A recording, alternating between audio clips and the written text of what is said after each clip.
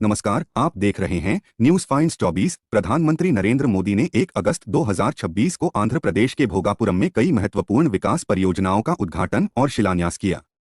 इस दौरान उन्होंने औलूरी सीताराम राजू अंतर्राष्ट्रीय हवाई अड्डे का उद्घाटन भी किया।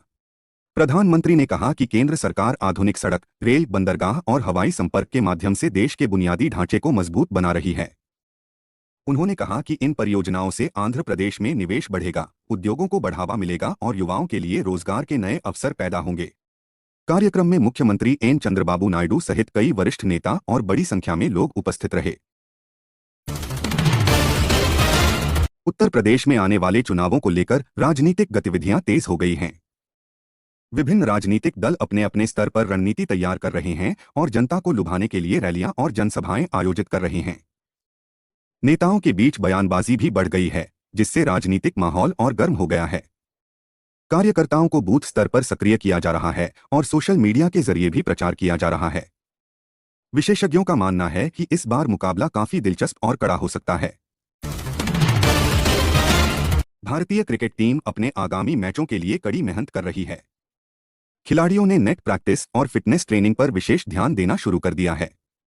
कोच और सपोर्ट स्टाफ टीम की रणनीति को मजबूत बनाने में लगे हुए हैं। हाल ही में टीम के प्रदर्शन को देखते हुए उम्मीद जताई जा रही है कि आने वाले मैचों में बेहतर परिणाम मिल सकते हैं। सरकार किसानों के लिए नई योजनाओं पर काम कर रही है, जिससे उनकी आय बढ़ाई जा सके।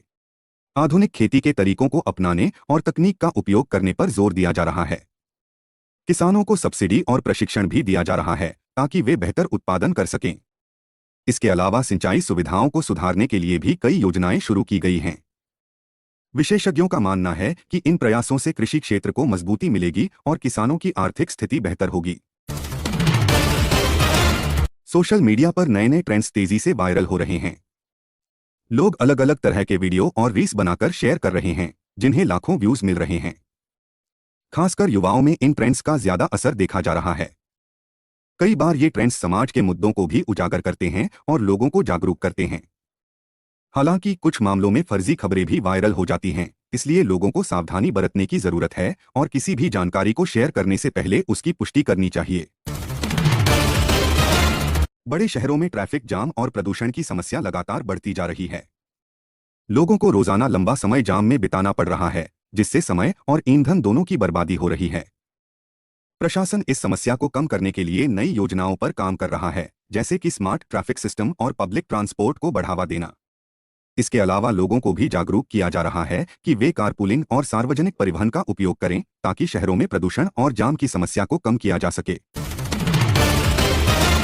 देश के कई हिस्सों में लगातार हो रही बारिश से नदियों का जलस्तर तेजी से बढ़ रहा है। कुछ जिलों में बाढ़ जैसी स्थिति बन गई है, जिससे लोगों को सुरक्षित स्थानों पर पहुंचाया जा रहा है। प्रशासन राहत और बचाव कार्य में जुटा हुआ है और लोगों को सतर्क रहने की सलाह दी गई है। स्कूलों को अस्थायी रूप से बंद किया गया है और कई सड़कों पर यातायात बाधित हुआ है। मौसम विभाग ने अगले कुछ दिनों तक भारी बारिश जारी रहने की संभावना जताई है, जिससे स्थिति और गंभीर हो सकती है। देश भर में आने वाले त्योहारों को लेकर तैयारियां शुरू हो गई हैं। लोग अपने घरों की सफाई और सजावट में जुट गए हैं। बाजारों में सजावटी सामान और उपहारों की बिक्री बढ़ रही है। प्रशासन भी सुरक्षा और व्यवस्था को लेकर सतर्क हो गया है, ताकि त्योहार शांतिपूर्ण तरीके से मनाए जा सकें। सांस्कृतिक कार्यक्रमों और मेलों की भी योजना बनाई जा रही है, जिससे लोगों में उत्साह और खुशी का माहौल बना हुआ है। भारतीय शेयर बाजार में हाल के दिनों में उतार चढ़ाव देखा जा रहा है। निवेशक वैश्विक आर्थिक संकेतों और घरेलू नीतियों पर नजर बनाए हुए हैं। कुछ सेक्टर में गिरावट आई है, जबकि कुछ में हल्की बढ़त दर्ज की गई है। विशेषज्ञों का कहना है कि निवेशकों को सतर्क रहकर निवेश करना चाहिए और लंबी अवधि की रणनीति अपनानी चाहिए। बाजार में अनिश्चितता के बावजूद कई कंपनियों के प्रदर्शन में सुधार देखा गया है, जिससे उम्मीद बनी हुई है कि आने वाले समय में स्थिति बेहतर हो सकती है।